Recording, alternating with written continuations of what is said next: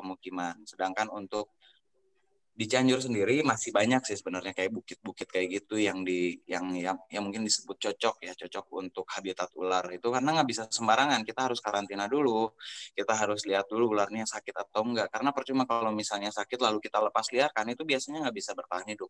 Maka dari itu kalau misalnya kita menerima hasil rescue atau hasil pemberian dari masyarakat, kita karantina dulu, kita lihat dulu ularnya, kalau misalnya sehat kita bisa langsung.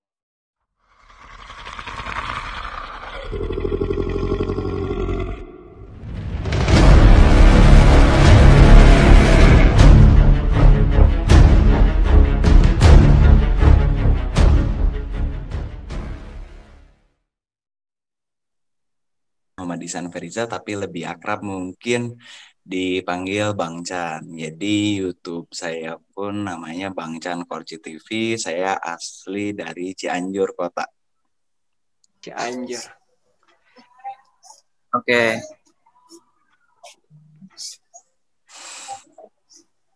Boleh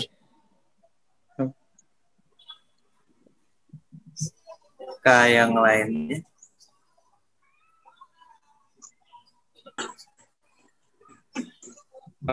Lanjut. Iya Pak, lanjut Pak. Saya Fitra, kebetulan saya alumni PB 38 Fakultas Kehutanan, dan kebetulan saya kenal dekat dengan Bang Chan ini yang komunitas reptil Cianjur. Kebetulan beliau yang ini di Cianjur itu istilahnya di dengkotnya lah kalau di ini mah. Ya, silakan lanjut yang lain. Terima kasih atas undangannya. Mudah-mudahan bermanfaat. Amin. Ya, jadi terima kasih banget nih. Jadi kita mau nanya-nanya aja sih Kak tentang komunitas yang Kakak ini jalanin sekarang. Nggak apa-apa ya? Boleh. Sharing, ngobrol santai. Ngobrol aja kita. Ya. Penting nih. Iya, pengen tahu banget soalnya Kak. Ya, saya pengen nanya nih Kak, gimana sih komunitas reptil yang sekarang ini Kakak terbentuknya tuh gimana sih awal mulanya gitu? Silakan Kak. Boleh mungkin dijawab yang lain.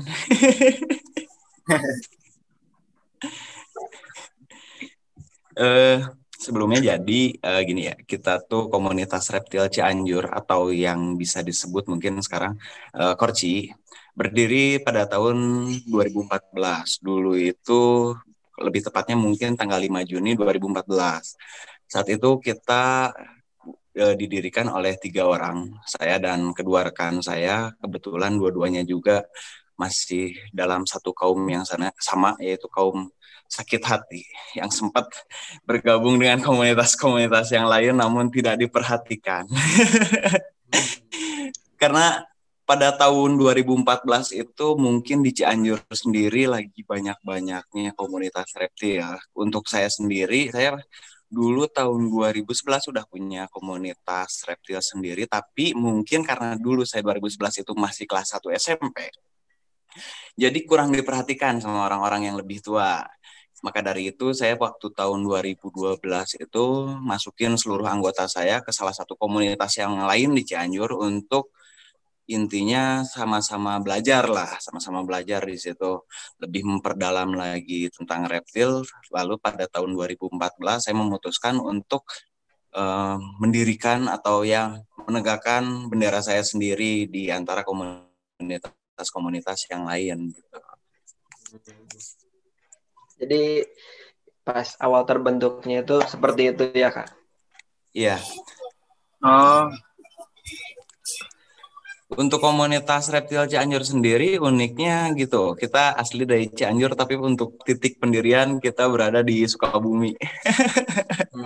Karena 2 orang teman saya itu waktu itu kebetulan masih kuliah di keperawatan atau entah kebidanan gitu ya di Sukabumi. Jadi waktu itu kita fokusnya di situ pembuatan logo, pembuatan visi misi di Sukabumi. Baru kita berdiri di Cianjur.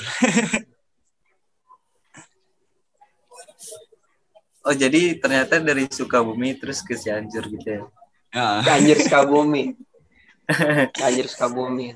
Karena kan Cianjur sama Sukabumi juga berdekatan ya, Kak. Deketan. Tidak jauh-jauh amat. Cuman setengah jam lah. Iya. Ada juga YouTuber dari Cianjur tuh Dede Inon sekarang kan. Udah. Oh iya, kalau untuk Dede Inon mungkin masih tetanggaan ya sama saya. Rumahnya nggak terlalu jauh juga sih. Oh, iya. Sebenarnya satu itu tuh dengan Bang Chan ini. Karena mungkin nasibnya lebih baik duluan. Iya gitulah. Kalau kata bahasa Tapi Sunda pernah mah ketemu milik mah beda-beda katanya gitu. Milik mah beda-beda kayak gitu. Tapi dah milik mah moal pahili. Nah, eta. Sebenarnya seguru seilmu Bang Puji. Kita tuh semuanya di komunitas reptil Cianjur itu Panji petualang dulu di Cianjur, termasuk di rumahnya Bang Chan ini, beliau ininya. Terus Dede Inun, beliau juga ini. Udah cukup Pak, udah nanti aja bahas itu mah.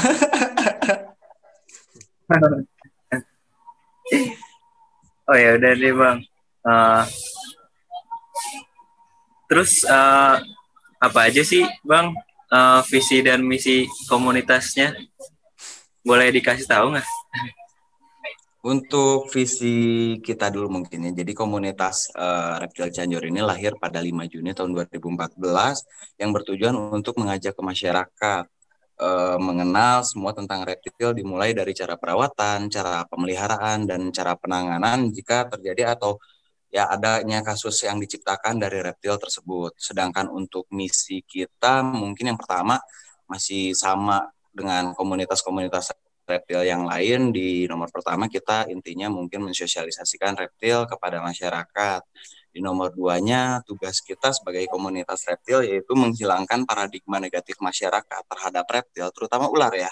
Karena ular sendiri masih banyak yang belum tahu lebih dalam mungkin, makanya di sini kita untuk meluruskan, untuk menghilangkan mungkin paradigma negatif masyarakat, mengurangi pembunuhan secara massal terhadap ular tersebut. Dan di nomor yang ketiganya kita mengajak masyarakat bergabung dengan komunitas ini agar lebih dalam mengenal tentang jenis-jenis reptil. Dan nomor 4-nya yang terakhir yaitu mungkin semuanya sama, yaitu melestarikan reptil tersebut.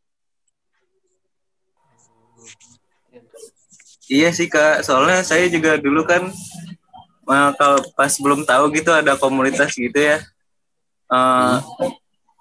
kan taunya di TV-TV gitu ular kan berbisa ya, jadinya takut gitu kan, jadinya pikirannya kalau ketemu bunuh aja deh gitu ya. Terus ngelihat komunitas, oh ternyata ular bisa dijinakin gitu, iya sih.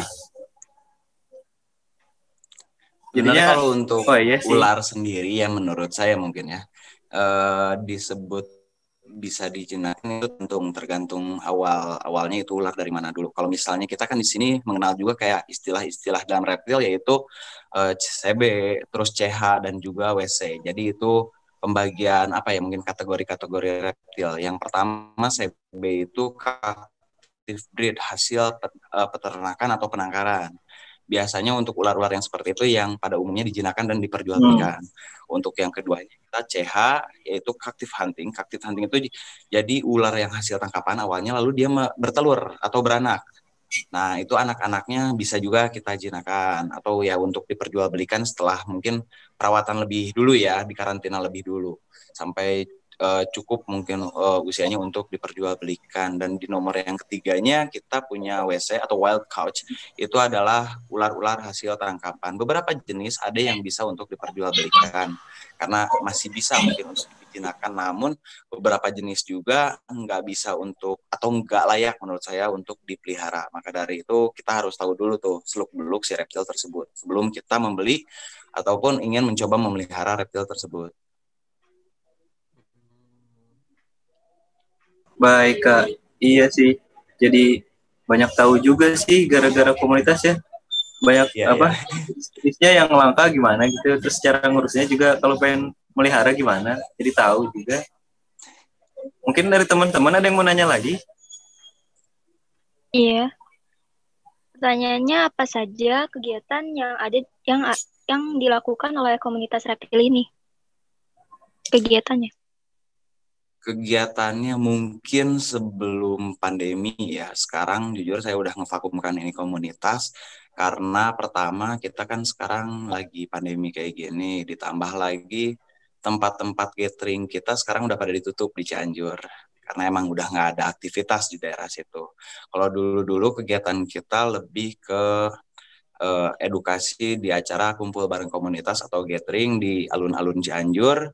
Namun di saat seperti ini ya mungkin kayak gini aja nih, kita Zoom bareng, kita video callan bareng, kita edukasi atau yang mungkin apa ya, seminar-seminar ke tempat yang lebih apa ya, mungkin kalau dulu-dulu lebih seringnya ke sekolah-sekolah, cuman kalau misalnya sekarang karena sekolah juga masih pada tutup, kita kerjasama sama desa-desa aja sih untuk ya pertama menanggapi kasus-kasus yang sering ditemukan mungkin akhir tahun ya, karena akhir tahun itu banyak banget kasus ular masuk ke pemukiman itu. Jadi kita juga kebetulan bulan ini udah sekitar 6 kali ngerescue ya dalam waktu 2 minggu, dan semuanya hampir sama kasusnya, yaitu masuknya ular kobra ke dalam area pemukiman. Makanya tugas kita sebagai komunitas, karena edukasi saat gatheringan tidak bisa, jadi mungkin bahasa Sundana wayahna we, kita masuk langsung terjun langsung ke area pemukiman gitu, sosialisasi langsung ke masyarakatnya. Cuman lebih jelasnya mungkin tiap hari atau ya adalah seminggu 2 kali atau 3 kali saya juga upload ke YouTube tentang cara perawatan, cara pemeliharaan, dan cara penanganan juga seperti misi yang tadi dan visi yang tadi. Jadi kita kita di sini menyebar luaskan secara mobile aja lewat YouTube sih tentang cara perawatan, cara penanganan reptil. Banyak banget ya berarti yang di rescue akhir-akhir ini. Untuk di Cianjur sendiri kan masih disebut banyak sawah sama perbukitan ya, jadi nggak aneh kalau misalnya di sini banyak penemuan kasus reptil. Hari ini juga saya harusnya nge-rescue karena kebetulan ada panggilan juga di sini, jadi ya video callan dulu lah. Makasih Yang loh. penting udah diamankan sama anggota yang lain. Iya.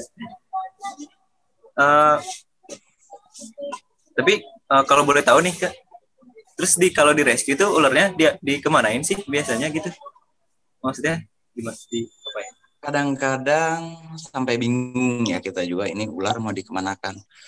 Untuk 3 bulan ke belakang atau 2 bulan ke belakang lah, kita di sini udah mendapat hasil rescue atau hasil pemberian dari masyarakat sebanyak berarti sekitar 8 ekor.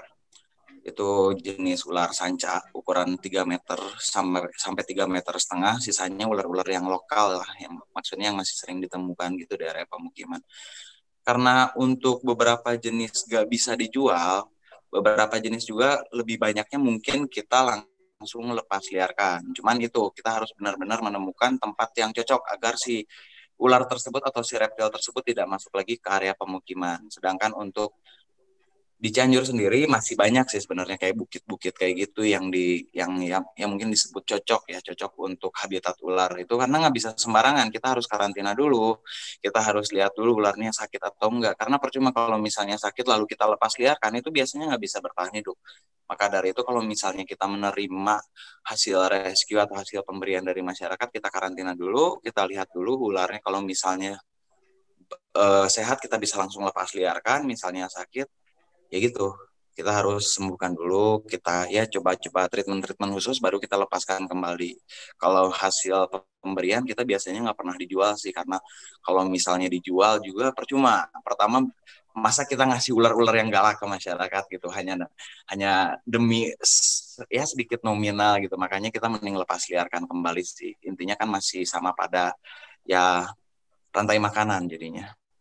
Hama-hama pun kalau misalnya kita lepas liarkan kembali, yang dulunya musuh petani setidaknya bisa mengurangi sedikit populasi si hama tersebut kalau misalnya kita melepaskan ular itu.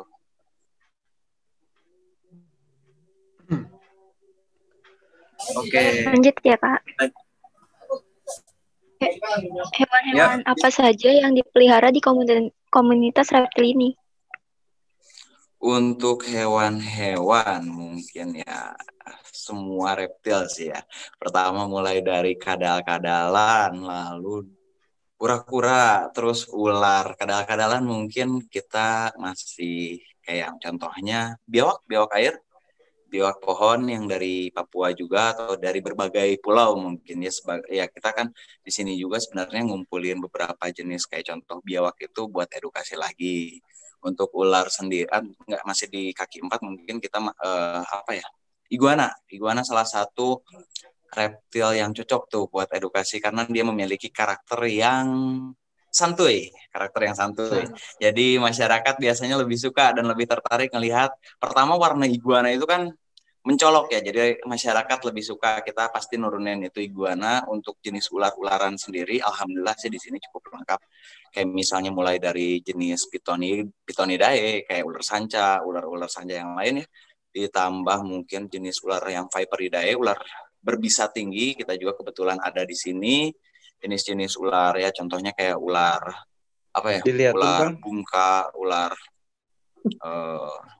kayak mungkin lebih itunya kalau di luar negeri yang biasa kalian lihat kayak jenis ular derik, tapi itu asli dari Indonesia. Kalau misalnya asli dari Indonesia namanya tuh ular gibug biasanya kalau untuk di Jawa Barat lebih itunya. Kalau Salesma rhodostoma. Nah kita juga kebetulan punya beberapa jenis dari ular-ular yang berbisa tinggi sampai ular-ular yang aman untuk pemula.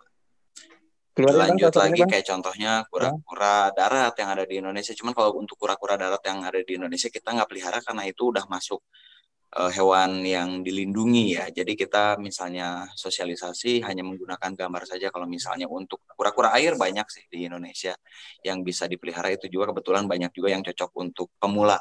Jadi misalnya pengen nyoba-nyoba melihara reptil tapi takut atau geli biasanya ya kalau megang sisiknya langsung, bisa tuh coba ke kura-kura kalau nggak ke iguana. Iguana sama londok beda gak? Sangat beda. Mungkin iguana adalah londok yang dari ke negara Amerika, londok dari negara Sunda.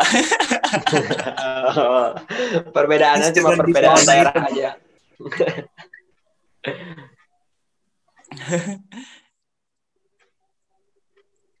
Gimana? Ya. Ayo, teman-teman ada yang nanya lagi? Ini mau nanya Kak, Boleh. apakah jika ingin masuk ke komunitas reptil ini harus memiliki hewan atau tidak? Hewan reptil mungkin ya. Jadi sebenarnya gini ya, harusnya yang namanya anggota komunitas reptil itu harus ada reptil, harus mempunyai reptil. Namun dilihat-lihat sekarang ya beberapa anggota saya rata-rata yang masuk tuh orang-orang yang awam. Orang-orang yang awam itu kadang-kadang masih bingung, cuman sekedar suka lah. Namun tidak tahu bagaimana cara perawatan dan cara pemeliharaan si reptil tersebut. Maka dari itu rata-rata kalau misalnya yang awam dikasih reptil langsung, sedangkan dia belum tahu cara pemeliharaannya seperti apa, jadi kadang-kadang peliharaannya mati. Maka dari itu saya menyarankan ke anggota-anggota saya pun di sini, kalau misalnya kalian belum siap untuk memelihara reptil, kalian semua belum siap untuk bertanggung jawab atas apa yang kalian pelihara, lebih baik pelajari dulu aja. Pelajari dulu satu jenis, dua jenis, setelah itu kita fokuskan di sini reptil yang dipelajari itu reptil yang dia suka, contohnya ular sanca atau ular sanca kembang ya, jenis Piton reticulatus. Nah, lebih baik dipelajari dulu tentang jenis Piton reticulatus itu, cara perawatan, ukuran, habitat, penyebaran yang gitu-gitu. Kalau misalnya materinya dirasa udah cukup, baru kita terjun ke lapangan yaitu memelihara reptil tersebut. Biar sedikitnya nggak ada kasus, yang mengurangi lah kasus reptilnya mati oleh majikannya sendiri. Tadi parah buku majikannya.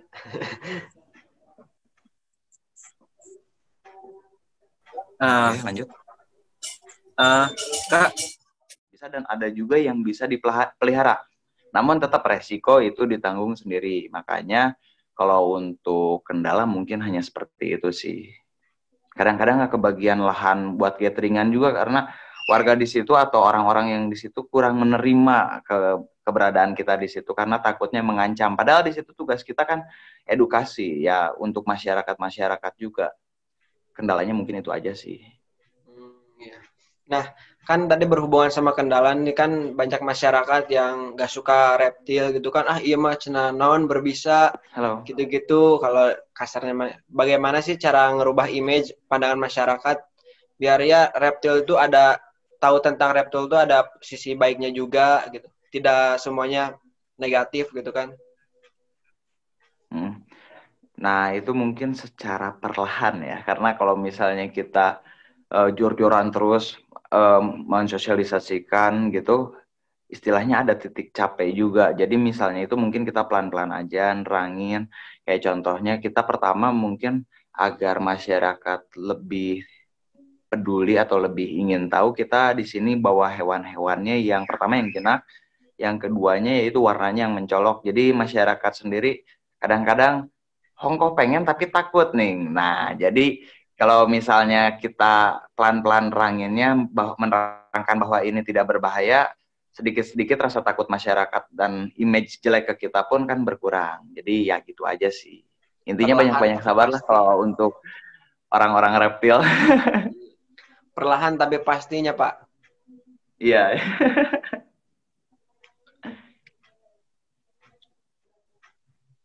Nah, teman-teman ada yang mau bertanya lagi? Mungkin? Kak ya? Boleh. Saya mau nanya nih. Enggak, sebelumnya saya tuh senang banget karena saya suka banget sama hewan-hewan reptil. Cuma kan jarang ya komunitas yang kayak gini. Terus juga jarang juga orang-orang yang suka kan. Rata-rata tuh teman-teman punyanya kucing, terus apa segala macam, mamalia kan kebanyakan. Nggak ada gitu yang satu hobi sama saya. Terus kalau misalnya buka recruitment nih, itu biasanya recruitment-nya seperti apa?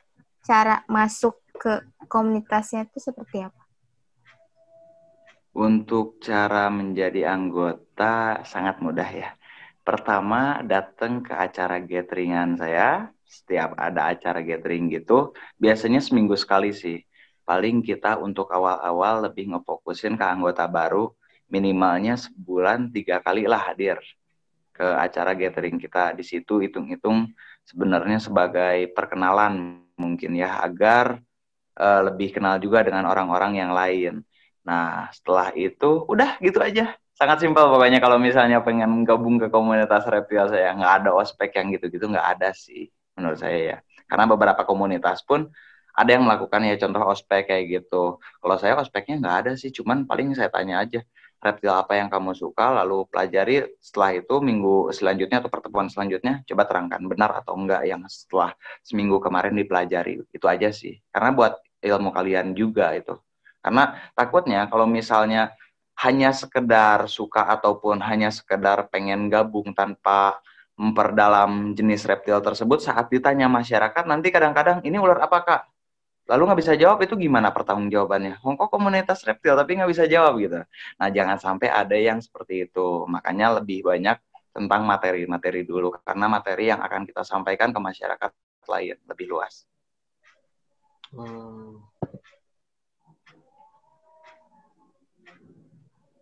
Oke, next. Nah, kan Kak, dari sering-sering lihat TV atau YouTube kan banyak nih komunitas-komunitas yang reptil suka sering traveling ke hutan, bukan traveling naonnya. Hunting. Nah, itu hunting kan Kak. Hunting, herping. Nah, pas hunting itu ada pernah terjadi insiden atau pernah kejadian apa gak? Kalau ini berbicara pengalaman saya atau orang lain dulu nih? Berbicara pengalaman, boleh. Kalau misalnya pengalaman mungkin rada ngenes juga ya. Ngenes tuh dalam artian di alam itu nggak ada yang tahu kita gimana atau bakal ada kejadian apa. Saya sempat dulu waktu itu melakukan ekspedisi mungkin ya, melakukan ekspedisi di situ kita hunting sambil mencari ular-ular yang kita cari. Waktu itu perkiraan saya, ini mungkin yang paling ngenes nih, di situ saya hunting mulai dari di kota itu sekitar jam 9 malam sampai di lokasi sekitar jam 12 malam. Saya lihat emang treknya biasa-biasa aja awalnya mungkin. Namun pas di tengah perjalanan ada satu jembatan yang harusnya kita lewati jembatan itu, tapi pas datang ke lokasi karena emang lokasinya kurang terjamah manusia atau jarang adanya manusia, jadi pas datang ke sana ternyata jembatannya udah roboh dan kita harus nyebrangin sungai dengan lebar sekitar berapa ya? Sekitar 10 sampai 15 meter mungkin ya lebar dari satu titik ke titik seberang tuh. Pas saat nyebrang airnya sangat tenang, yang namanya tenang tuh benar-benar enak lah kalau misalnya mau berenang juga. Namun pas gak enaknya tuh waktu itu kita berapa orang ya? Sekitar 7 orang center-centerin. Ternyata di sungai itu ada buayanya di dalamnya. Dan waktu buayanya kesorot sama center tuh lagi tenang di pinggiran, lagi tidur. Gara-gara kesorot dia langsung masuk ke air. Di situ kita benar-benar yang namanya panik banget. Takut jadi makanan buaya. Aduh, itu mungkin itu sih yang paling lebih pahitnya di situ. Kita benar-benar bertahan hidup, buru-buru langsung nyebrang lah. Walaupun nggak terlalu cepat karena pergerakan kita kan benar-benar kekuras ya kalau misalnya di air. Jadi kita lambat banget walaupun cuman nggak terlalu jauh juga. Selain itu mungkin ya namanya berhadapan langsung sama reptil, contohnya apa ya, ular kobra. Kita di alam yang namanya sembur mata sampai 2 hari udah bingung cara ngelihat, udah lupa, udah burem semuanya udah pernah. Ya itu mungkin kesan-kesan saat hunting dan herping kayak gitu sih. Kalau jatuh ke jurang ya udah nggak aneh. Cuman nggak terlalu jauh juga jurangnya. Gawir ya.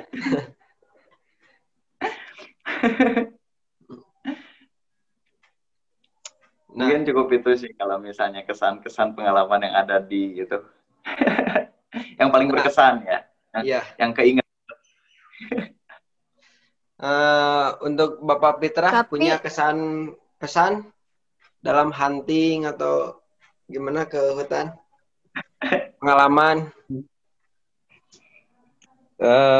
Pokoknya yang pertama itu kalau suka boleh ya.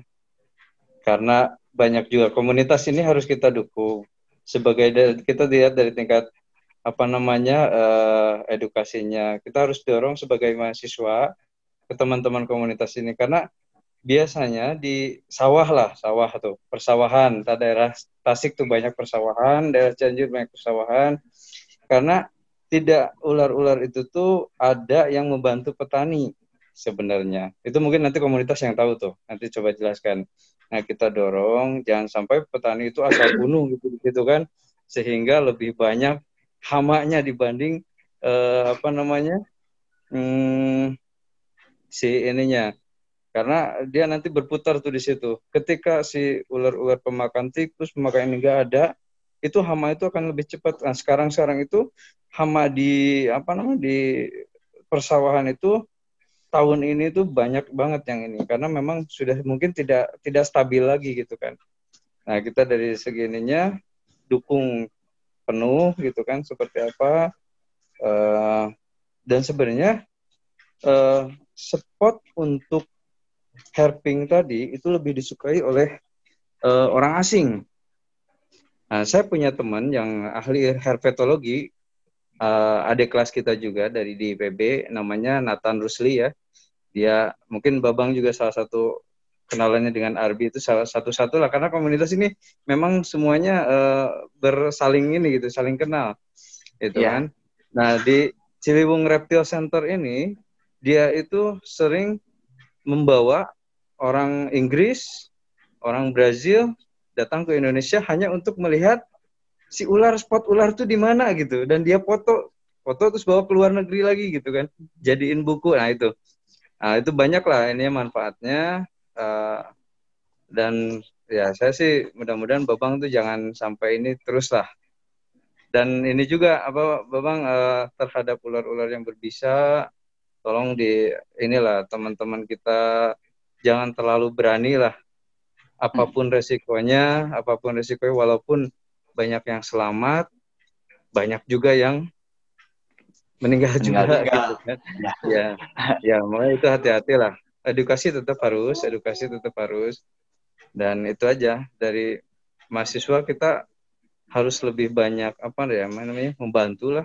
Ini bagus juga nih. Saya rasa komunitas-komunitas reptil di Indonesia banyak banget. Saya rasa dan itu bisa jadi modal awal kita untuk kedepannya juga. Kalau saya sih yakin itu. Karena saya lihat itu di Ciliwung Reptile Center satu lagi tuh. Kalau mau main sama saya, kebetulan yang di Bogor, ayo. Kebetulan si Nathan itu lulusan D3 dan sekarang S2-nya itu di Brazil kalau nggak salah. Dia bawa herpetologi kalau nggak salah itu di Brazil. Itu aja sih, cuman seperti itu aja. Pada intinya semangat terus Bang Chan, Korsi.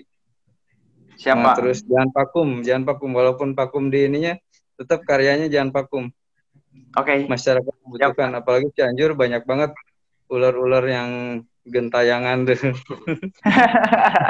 Ular gentayangan. Ya, silakan, makasih banyak, makasih. Ya.